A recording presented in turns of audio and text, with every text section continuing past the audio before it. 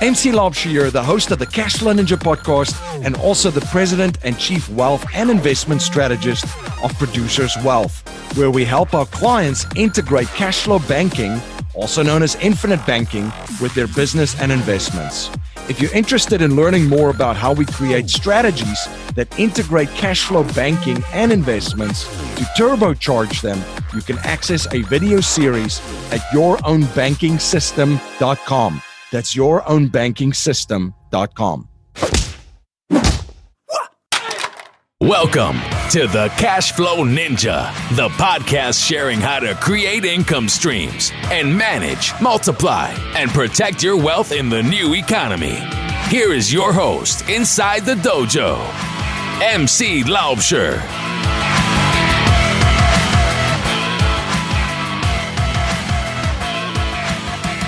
Hello, Cashflow Ninjas. MC Laubscher here, and welcome to another episode of the Cashflow Ninja. I have a great show for you today. In today's show, we're going to look at what I would like to call the opportunity of a lifetime in opportunity zones.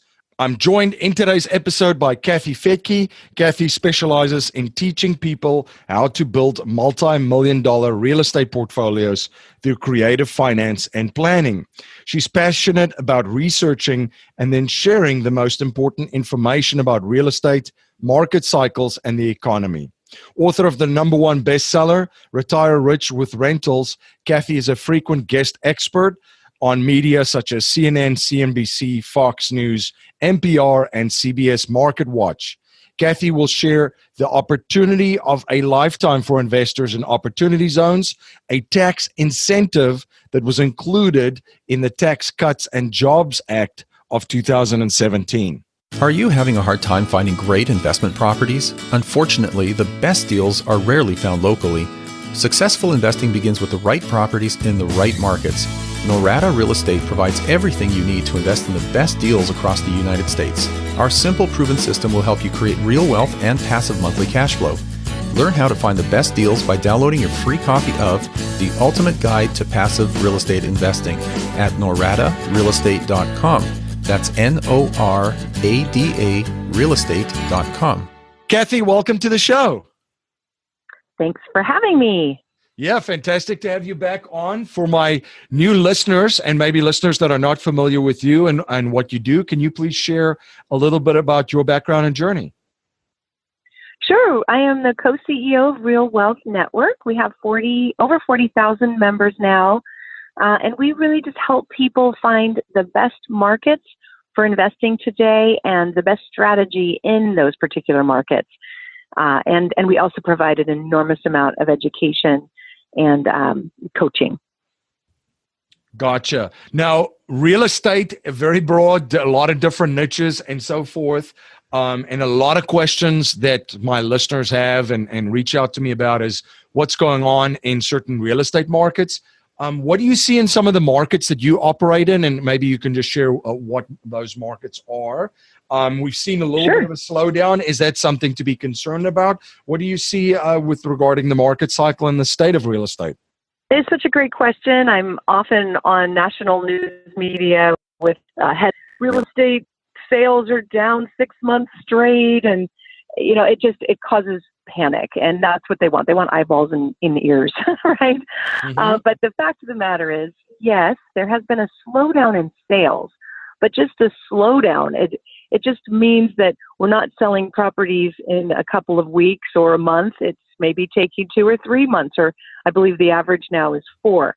A normal, healthy market would be 6 months. So if anything, things are just normalizing from insanity to just demand.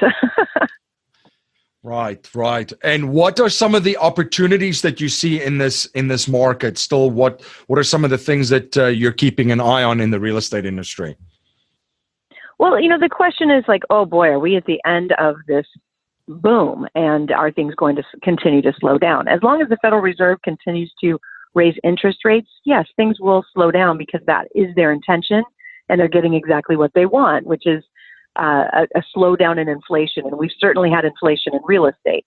So again, the Federal Reserve is getting what it wants. It is getting a slowdown. Does that mean that there's no more opportunity? Not at all. Because what we're seeing Also on the federal level is our administration stimulating the economy. So it's kind of odd. We have the Federal Reserve trying to slow things down while the Trump administration is trying to stimulate and create more jobs and more opportunity. So one of the things that got snuck into the recent tax bill of last December was this opportunity zone that nobody really quite understood. A lot of people didn't know it was there. It was quite literally snuck in the very, very last minute and not even finalized. So a lot of investors are just kind of waiting for those last details. But we know enough that this could be truly the opportunity of a lifetime for many, many investors. Let's expand on the opportunity zone that was snuck in. Some of my listeners might not be familiar with that. Can you please share what it is and a little bit more information on that? Yeah, of course. So what it is an attempt by the administration to improve areas, kind of lower income areas, where a lot of investor dollars from the worldwide are going into areas that are already developed.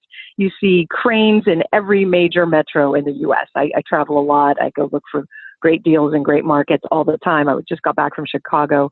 There's like 65 new high-rise condos there, high-end. Same with New York and San Francisco and Denver and Seattle.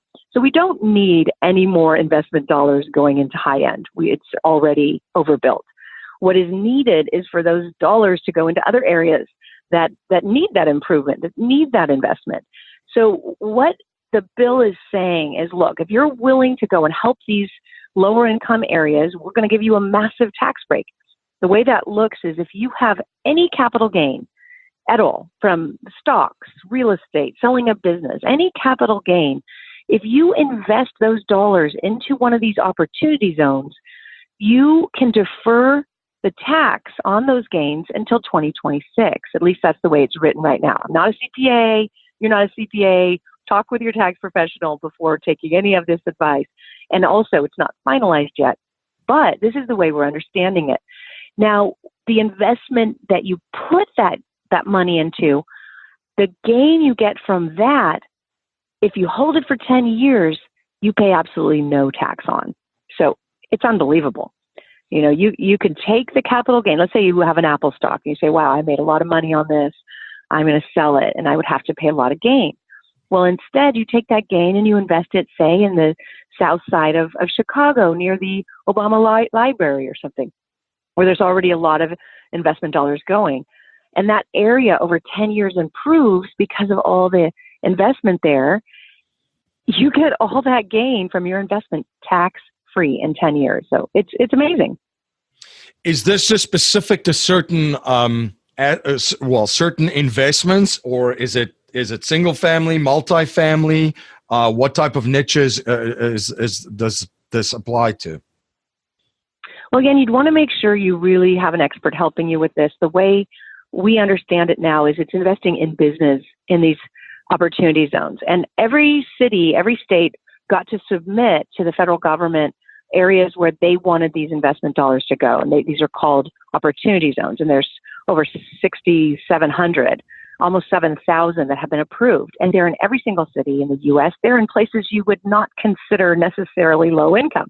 There's opportunity zones in L.A. and San Francisco. And I mean, it's kind of funny. I don't know politically how some of these areas got approved as opportunity zones, but they are. And so they're all across the country. And again, the way it's written, it's very tricky. So you've got to be careful. We've done a bunch of webinars. We have a bunch of blogs helping people understand it, and it's still not totally finalized. That's the important thing to know, that we're still waiting for final code because there were some questions that came up. But it says we would invest in business. So what you cannot do is buy an apartment that costs you $1 million and you maybe fix it up for $100,000. That doesn't qualify. You have to spend as much on renovation as acquisition. So if you bought $1 million apartment, you'd have to put $1 million into it. Actually, $1,001,001, because that's really the intention, is to bring up these areas, and you have to do it currently within 30 months. So if you were to buy some land and build an apartment, you'd have to get that done in 30 months. And I think that's where some developers are saying, look, we might need more time. 30 months isn't going to cut it. So we'll know by January exactly what to do. But in the meantime, investors who don't want to pay capital gains this year, all they have to do is open up an opportunity fund or invest in somebody else's fund.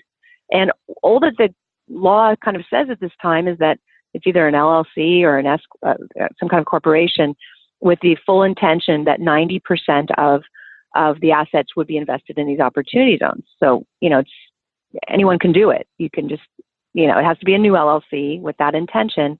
And then you can sell whatever it is you've got, put the funds in there. You don't have to invest right away. You have time to figure it out.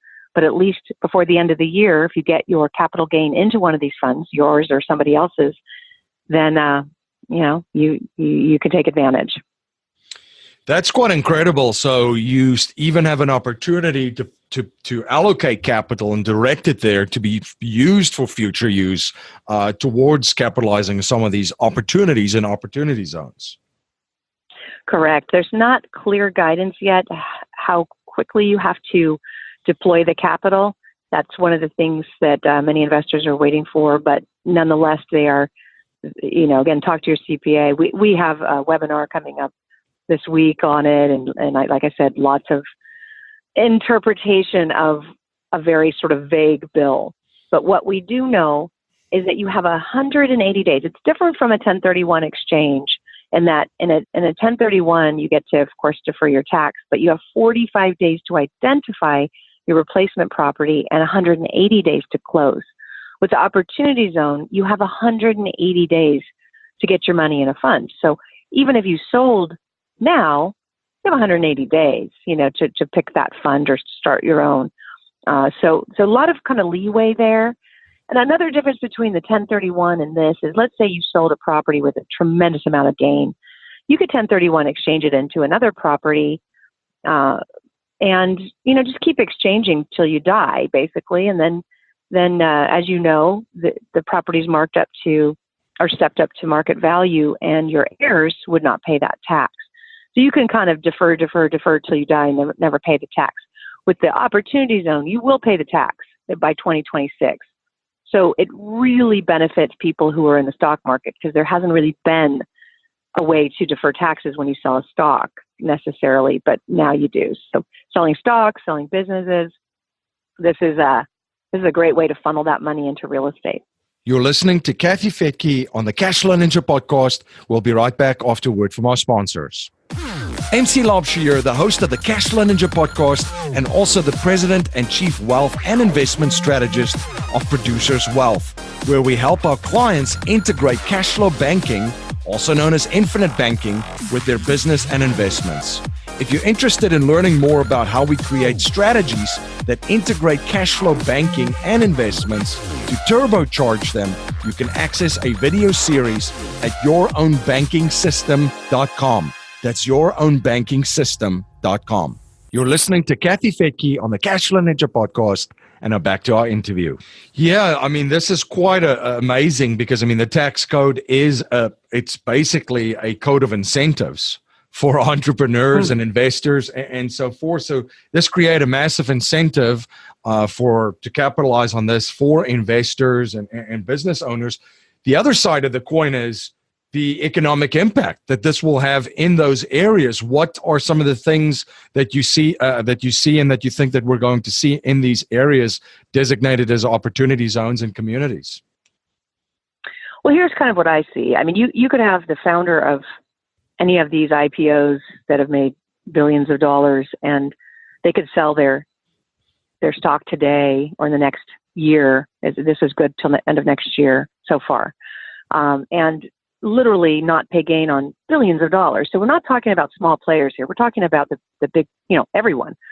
So when you've got that kind of money going into these opportunity zones, I mean, there's going to be impact. There's going to be just incredible transformation, revitalization. And if you get in early and pick the right spots, you'll benefit. So what you don't want to do is get into areas that nobody else is investing in. So you've got a network, I've got a network, a lot of us podcasters do. And if we can really direct people into the sort of the same areas, we can all, enjoy those profits together and really help improve the neighborhoods. It's going to take a lot of money to shift some of these neighborhoods. And, a lot of us just can't do it on our own. But if we all go in house by house, apartment by apartment, business by business, street by street, you can make a difference. So some of the things that we look for is we want to know that something's happening there. You're not going to go into some rural part of Nevada where there's nothing and expect to see change. This is not going to happen. But let's say, like I said, the south side of Chicago, there's already a lot of investment going in there. There's the Obama Library and the University of Chicago is expanding. I mean, you're already seeing a lot of momentum, and opportunity zones are all around there. So we see that as an opportunity. Another area would be Riverside, California. That area hasn't quite come back yet. It's come back a lot, but not completely. So, great opportunity there. Really just across the country, there's nothing but opportunity. Just want to make sure that there's already momentum. There's a little area outside of Las Vegas where the city is actually offering $100,000 rebate for purchasing a single family and turning it into a fourplex. So you get, in addition to the opportunity zone, you get a check, from the city. And a lot of cities are doing that. They're saying, wow, these investor dollars are coming in. We're going to give even further incentive. It's very exciting. Yeah, that certainly is. And this will definitely revitalize that as far as the housing goes, but it's going to bring jobs into that area. And then, of course, all the other supporting businesses that's going to go in there, right? Restaurants and stores and so forth, because people are moving into this areas and it's being revitalized. And that's what's exciting is it's not just real estate, it's business. So your real estate has to be a business. But, yes, this applies to just opening businesses in these areas. It's brilliant, in my opinion. And I've never been someone who believed in handouts. I don't think it helps. But something like this really does help these lower income areas. It directs investor dollars. Their investors want to profit, right? So it directs their money into these areas, and it provides jobs so that, instead of handouts, people really can create a community and a neighborhood that is, it will have ongoing wealth for them. It's great. It aligns interest. I mean, that's the big thing is for interest to be aligned. Interest for the investors, interest for the entrepreneurs, and then the people living in that area looking for employment and looking for opportunity. So it's great to see that it's bringing it all together. It's just so cool. So, like I said, right now they came out with 75 pages of clarification on Friday. Our advisors have looked at it and said, okay, there's still some questions. So it's open for public comment until January. We'll have the final details probably the end of January, February. But by all means, it can get started this year. If you have a gain that you don't want to pay tax on, you really want to understand opportunity zones. Like I said, we did 3 webinars already with different CPAs interpreting it and helping. We've got one CPA who's going to be setting up these. It has to be a fund. So that he's setting up these opportunity funds for people who just want their own fund. They don't want to invest with other people. So you could still call it a fund, even though, maybe it's just you and your business partner or your spouse and one other partner. It needs to be a partnership. And then you can, certainly invest in someone else's fund or start a fund. Just so much opportunity. You definitely want to get on top of it now. Kathy, you from an economic standpoint, the economy is booming right now. There's a lot of stuff going on. You've mentioned some of the stuff with the Fed versus President Trump. Speaking about interest being aligned, not necessarily there. What are some of the things that you're seeing as far as from the economy in general and markets? And then I know we're in an area right now where we're moving into the midterms, and then unfortunately for everyone involved, 2020 will start the following day after the midterms. What do you see going on in the economy in the United States? And what is some of your outlook for 2019 as we end out the year here? I would sum it up and move forward cautiously. We are, as everybody says, at the tail end of a pretty long boom cycle. Now, some people say we're only halfway through it, and some say we're at the peak and there's going to be a recession around the corner. I see some people saying the recession is going to hit this month, So you just have to know that there's a lot of factors at play, and you don't want to be taking major risks. Even in these opportunity zones, it's got to be a great investment. Without tax benefits, it's got to make sense. And that's what too many people do, like they did with the Go Zone after Hurricane Katrina. They were only looking at tax benefits, and they ended up losing money because the investment wasn't good. So, be cautious. Some of the kinds of ways that we structure deals in this environment where, the fact of the matter is we have massive growth and we have a strong GDP, but most of it is due to massive debt. So it's kind of like if you had a business that was doing really well, but you had more debt than income, that's still not good. And that's how a lot of businesses are operating. That's the way our government is operating, more debt than income. And eventually you got to pay the debt. So there are concerns about that. The biggest concern is our massive debt, both national and consumer. And that will be dealt with along with all the pension problems. So while moving forward, just protect yourself. Make every decision as if there were a massive recession coming. Doesn't mean that there is one. But an example would be back in 2006, we were helping people get out of the massive bubble in California and buy in Texas instead. We knew that California prices were way over what's reasonable. And we also knew that jobs were moving to Texas and the prices were really low and the cash flow was there, and it just all made sense. So people were able to sell at the peak and invest at the beginning of a boom in Texas. That's the kind of thing you need to do today, is just be cautious. Set yourself up as if there's a recession. If you're buying an apartment, make sure you don't have your pro forma only depending on, sorry, there's sirens out there. Probably warning signs is part, like I planned it. Warning signs. Proceed with caution signs. Proceed with caution. Don't have your pro forma only depend on rents increasing. What if they don't? There's oversupply in apartments in some markets like Seattle and parts of Dallas. So there could be a softening. Make sure that your pro forma can still make sense if rents are flat or even declining. It's not fun to talk about, but it's reality. When we build, builders got wiped out in 2008, but we're moving forward, raising capital for builders. Why would we do that?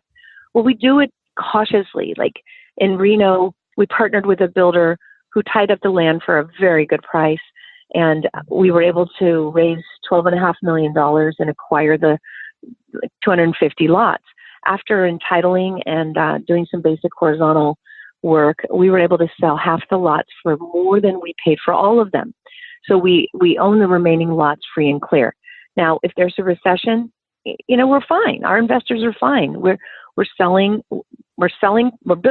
and selling and using the proceeds to build more, so we're not in any debt. Those are the kind of ways that you can move forward, do deals without getting yourself in trouble. Be careful of taking on too much leverage at this time in the market cycle.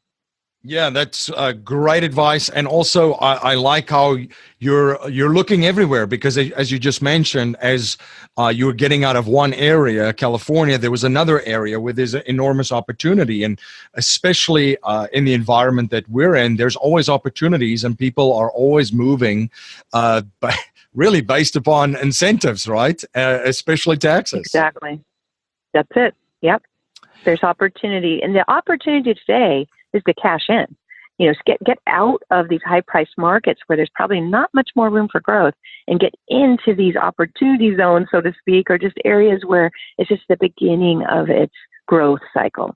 It's not like there's one USA or one real estate market or one anything.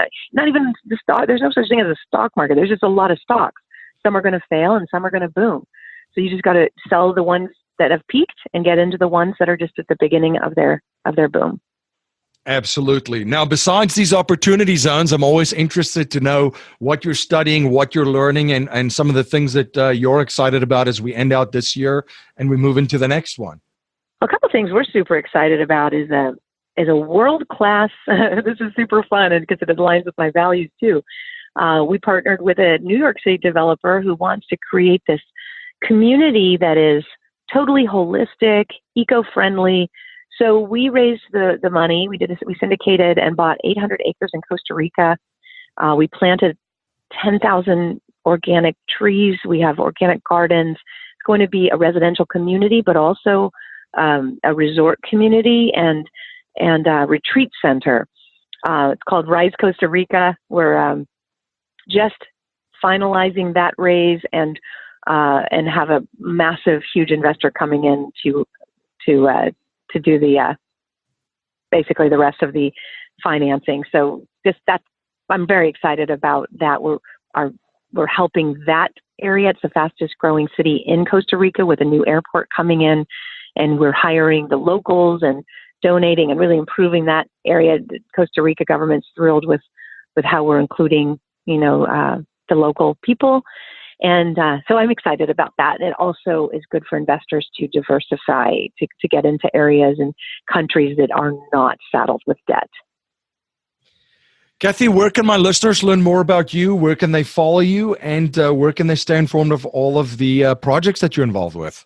RealWealthNetwork.com is the website. It's real as in real estate, wealth as in your money, and network as in the network of experts we have worldwide. RealWealthNetwork.com. It's free to join and lots of data and resources there for you for free. Great. Kathy, thank you so much for coming on the show and sharing your journey and your knowledge and providing so much value to my listeners. Oh, thanks for having me. I really appreciate it.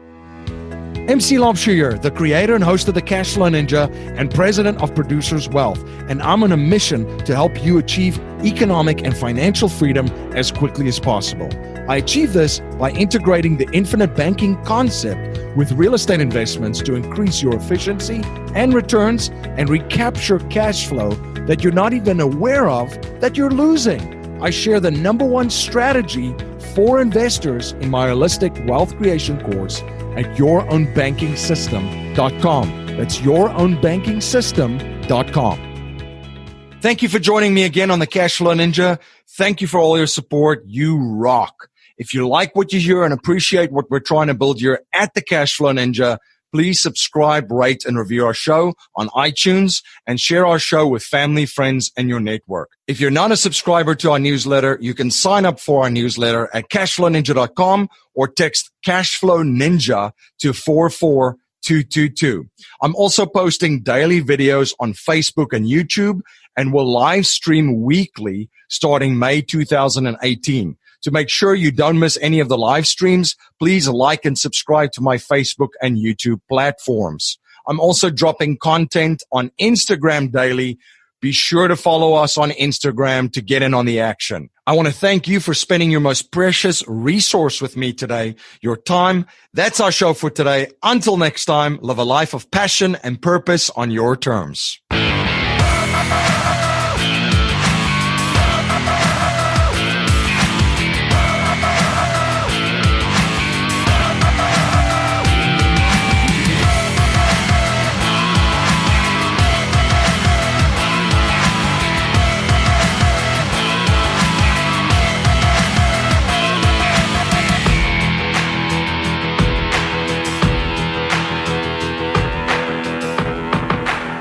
This presentation is for educational and informational purposes only. The information being presented and considered does not consider your particular financial objectives or situation, and it does not make personalized recommendations. This material is not intended to replace the advice of a qualified tax and legal advisor or other qualified professionals, and you should not use the information in place of a customized consultation with a licensed professional regarding your specific personal financial objectives, situation, and needs. We believe the information provided is reliable, but we do not guarantee its accuracy, timeliness, or completeness.